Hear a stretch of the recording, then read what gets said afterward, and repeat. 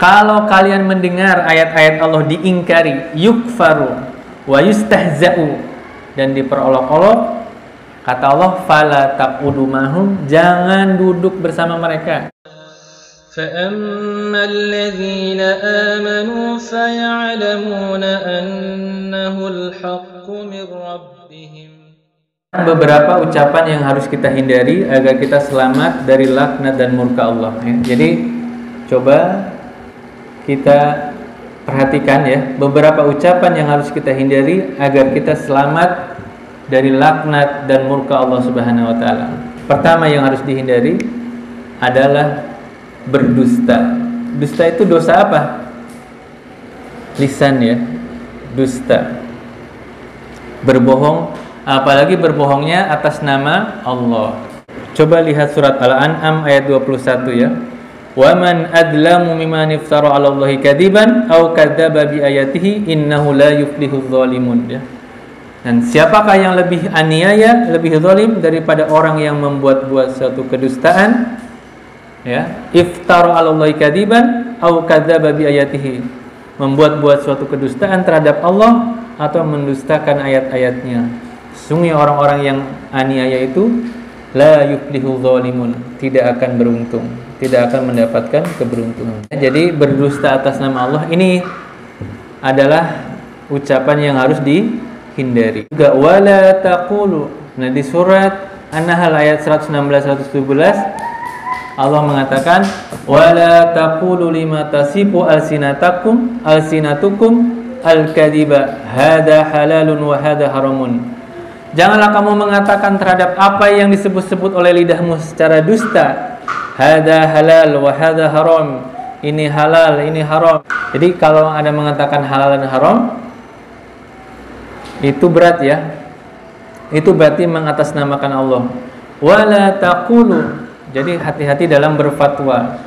Jangan kamu mengatakan terhadap apa yang disebut-sebut oleh lidahmu al-kadhib, secara dusta, hada halal wa hada haram, ini halal ini haram, li taftaru 'ala Allahil kadhib, yaitu untuk mengada-adakan kebohongan terhadap Allah. Jadi berbohong atas nama Allah, maka itu dosanya adalah besar.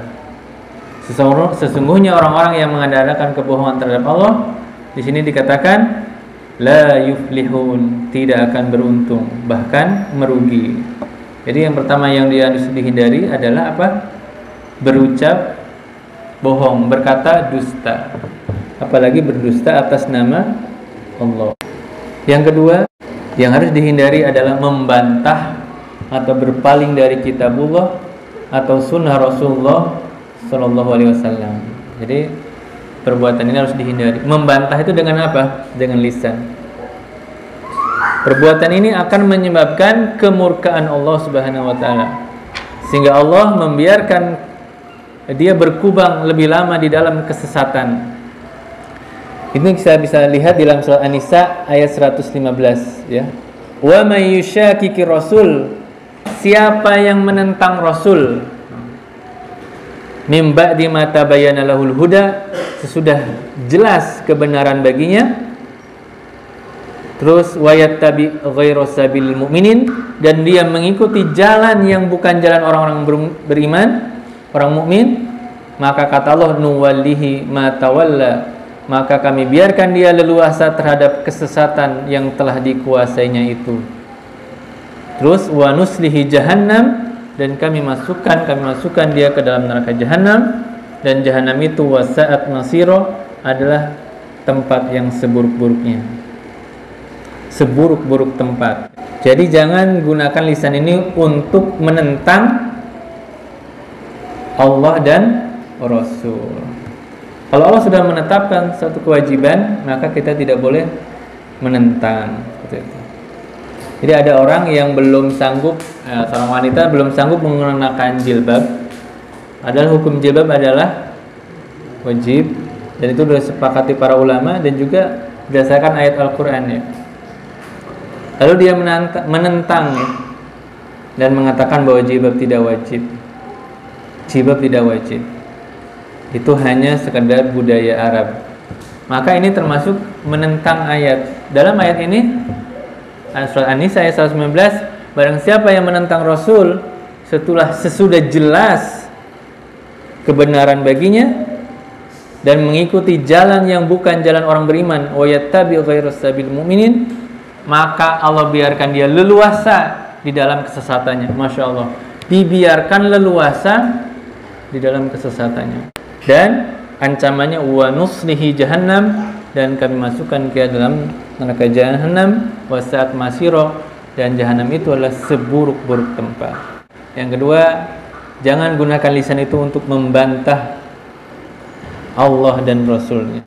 Yang ketiga, menertawakan, mengolok-olok syariat Allah, mengolok-olok Nabi, maupun juga mengolok-olok Al-Quran. Ya, jangan gunakan lisan untuk mengolok-olok ya syariat Allah, mengolok-olok Nabi Muhammad, dan juga Al-Quran. Allah mengancam orang-orang yang berbuat demikian. Nah, itu bisa juga dilihat dari surat An-Nisa ayat 140 ya. Jadi kalau ada orang menertawakan, mengolok-olok syariat Allah, nah bisa dilihat dalam surat An-Nisa ayat 140. Allah berfirman ya, wa qad nazzala 'alaikum fil kitabi an idza sami'tum ayatillahi yukfaru biha wa yustahza'u biha fala taqudu ma'hum. Perhatikan. Dan sungguh Allah telah menurunkan kepada kalian fil kitab, di dalam kitab Al-Quran, an idza sami'tum, bahwa apabila kamu mendengar ayat-ayat Allah, yukfaru biha, diingkari, wa yustahza'u biha, diperolok-olok ya, maka kata Allah, fala taqudu ma'hum, maka janganlah kamu duduk bersama mereka. Perhatikan ya, kalau kalian mendengar ayat-ayat Allah diingkari, yukfaru wa yustahza'u, dan diperolok-olok, kata Allah, fala taqudu mahum, jangan duduk bersama mereka, hatta yakhusu fi hadisin ghairi, sampai mereka memasuki pembicaraan yang lain. Gitu ya. Innakum idan misluhum, kalau kamu duduk bersama mereka, misluhum, maka kamu misluhum, serupa dengan mereka. Ya, innallaha jami'ul munafikin wal kafirin. Sesungguhnya Allah mengumpulkan orang munafik dan orang kafir fi jahannam jami'an, di dalam neraka jahanam jami'an, bersama-sama. Jadi kalau ada orang memperolok ayat, kita jangan duduk bersama mereka. Yang harus kita hindari adalah sumpah palsu. Sumpah dengan apa? Dosa lisan ya, sumpah palsu. Berikutnya mengadu domba. Dosa lisan juga mengadu domba. Dan menyebarkan fitnah atau berita bohong yang sekarang dikenal dengan apa? Hoax. Nah, itu harus dihindari. Surah Al-Qalam ayat 10 ayat 11 itu ya. Wala tuti kulla halafi mahin. Jangan kamu ikuti halaf. Halaf itu orang yang suka bersumpah. Sumpahnya sumpah palsu. Mahin, suka menghina. Hamazin, suka mencela. Dan sekarang gampang banget untuk menghina, mencela lewat sosmed ya. Kata Allah, wala tuti kulla halafi mahin hamazin masya'im binamim. Jangan kamu ikuti orang yang banyak sumpah, mahin, dia banyak menghina, gawainya, kerjaannya menghina begitu. Hamazin, mencela. Hamazin.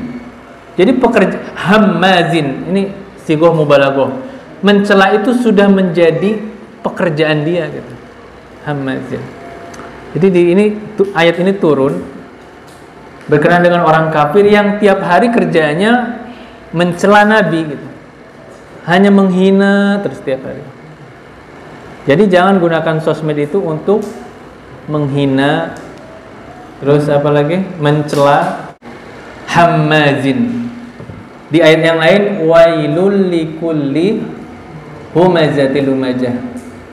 Celaka bagi pengumpat dan pencela. Banyak yang kena dengan ayat itu. Celaka, wailun likulli humazatil lumajah, bagi pengumpat dan pencela. Kalau pengumpat itu menjelek-jelekan orang di belakang. Kalau mencela, mau di depan, mau di belakang atau mau di depan, dia menjelekan orang lain. Dan itu wailun, apa artinya? Celaka.